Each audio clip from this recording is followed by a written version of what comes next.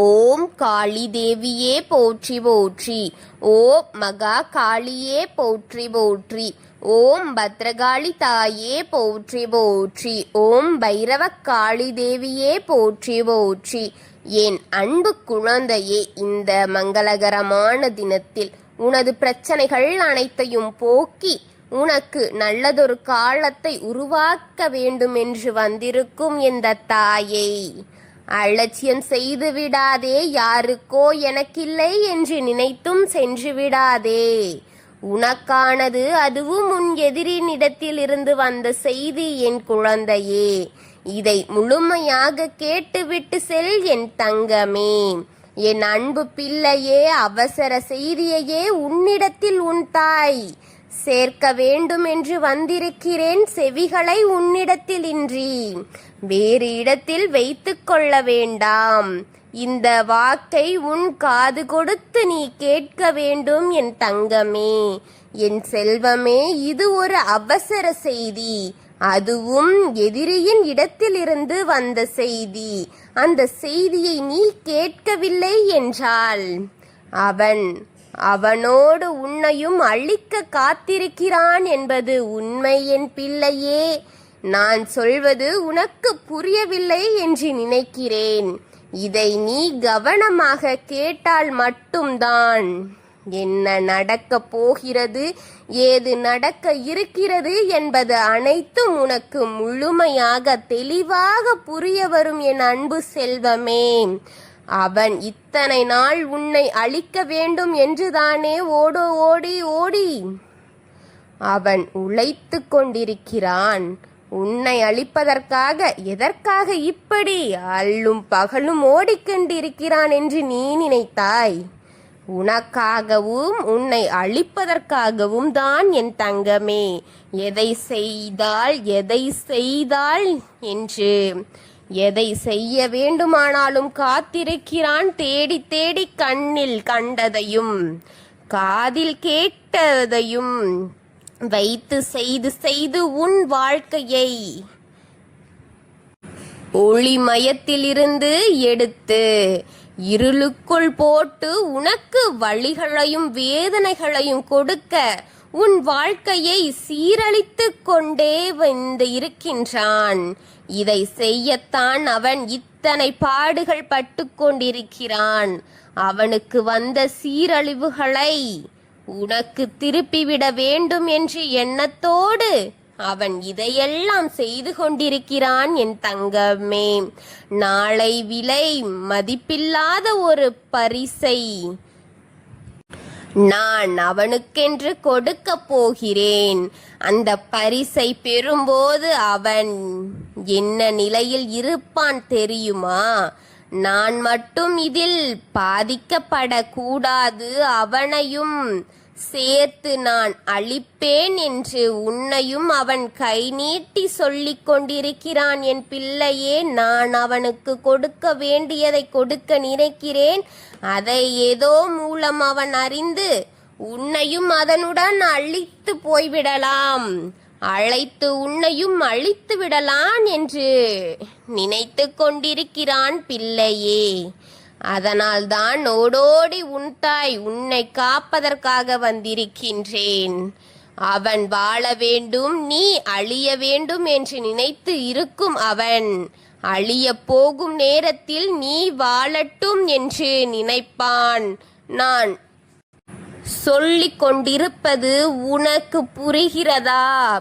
அந்த மரண யோகத்திலும் கூட உன்னை தனியாக போக மாட்டேன். நான் தனியாக போக மாட்டேன். நான் போகும்போதும் அவனையும் இழுத்து செல்வேன் என்று கூறிக்கொண்டிருக்கிறான் பிள்ளையே. அவன் தனியாக செல்ல மாட்டானாம். அவனையும் உன்னையும் கூட இழுத்து செல்லத்தான் போகிறேன் என்று உன் எதிரி உன்னை கூப்பிட்டு கொண்டிருக்கிறான் பிள்ளையே. அவன் தனியா போக மாட்டான். நான் வாழ வேண்டும் என்றுதான் அவனை அழைத்தேன் என்று சொல்லிக் கொண்டிருக்கிறான். அதனால்தான் நானே இந்த வாகனத்தை இந்த உலகத்தை விட்டு போகும்போது அவனை மட்டும் வாழ விட்டு போவேனா என்று அவன் என்ற ஆத்திர குணத்தோடு பதில் அளித்து கொண்டிருக்கிறான் என் பிள்ளையே. அவன் வந்த செய்தி என்ன தெரியுமா? அவனுக்கு பரிசு என்ன தெரியுமா பிள்ளையே? அதையும் நான் உன் செவிகளுக்கு கேட்குமாறு கூறுகின்றேன். இதை தெளிவாக கேட்டு தெரிந்து கொள். ஒருவனின் இல்லத்தையும் ஒருவரின் உள்ளத்தையும் கெடுத்தாள் என்றால் என்ன கிடைக்கும் தெரியுமா? ஒருவரின் வாழ்க்கையை கெடுத்தால் என்ன கிடைக்கும் தெரியுமா? ஒருவரின் வாழ்க்கையை கெடுக்க நினைத்தால் என்ன கிடைக்குமோ? ஒருவரின் இடத்தில் எதை பிடுங்க நினைத்தால் என்ன நடக்குமோ? இன்னொரு உறவை பறித்து தன் உறவாக மாற்றிக்கொள்ள நினைத்தால் என்ன நடக்குமோ? ஒருவர் குடும்பத்தை சீர்குலைத்து பார்க்க வேண்டும் என்று நினைத்தால் என்ன கிடைக்குமோ? அவரின் கண்ணீரை என்னுடைய சந்தோஷமாக இருக்கிறது என்று சொன்னால் அவனின் கதை என்ன ஆகப் போகிறது என்று பார்க்கும் நேரம் நெருங்கிவிட்டது என் பிள்ளையே. நான் எதற்காக உன்னை தேடி வந்திருக்கிறேன் தெரியுமா? அவன் சொன்ன விஷயம் நடக்க கூடாது, அவனுக்கு வருவதை திருப்பிவிட்டு உன்னை விட்டு சென்று விட வேண்டும் என்று காத்திருக்கிறானே என் பிள்ளையே.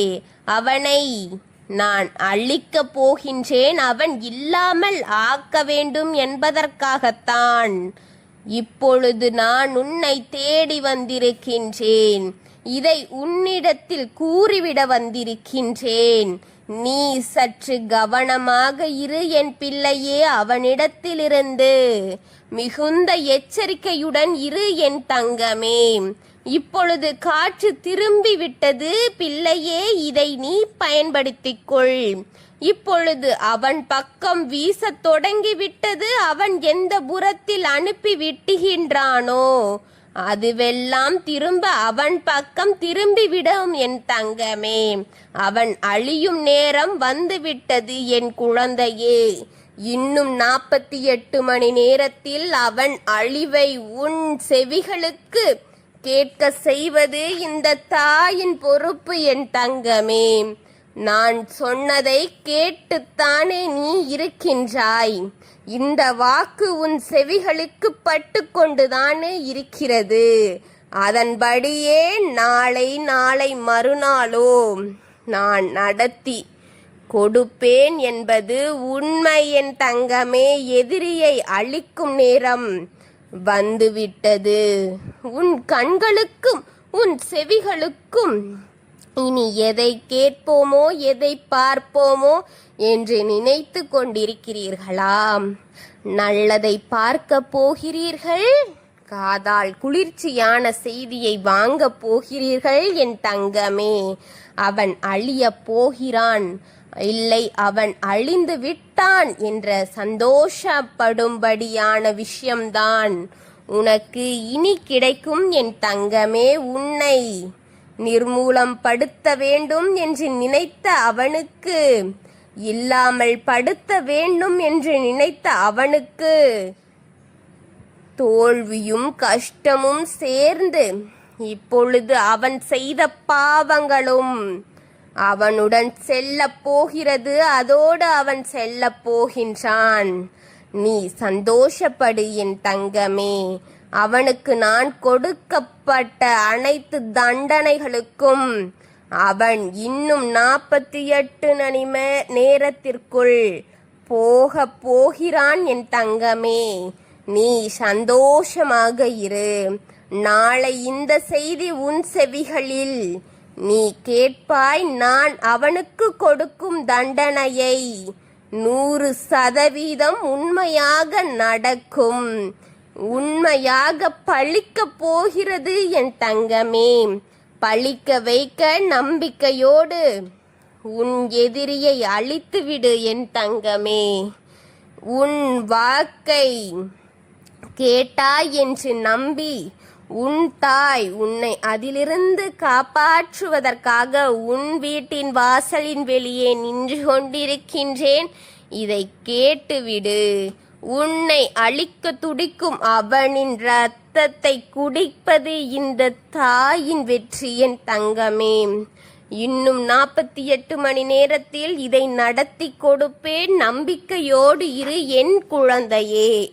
உன்னை நலமான வழியில் வாழ வைக்கத்தான் உன் தாய் இத்தனை போராட்டங்களை சந்தித்து கொண்டு வருகிறாள் என்பது உண்மை என் குழந்தையே.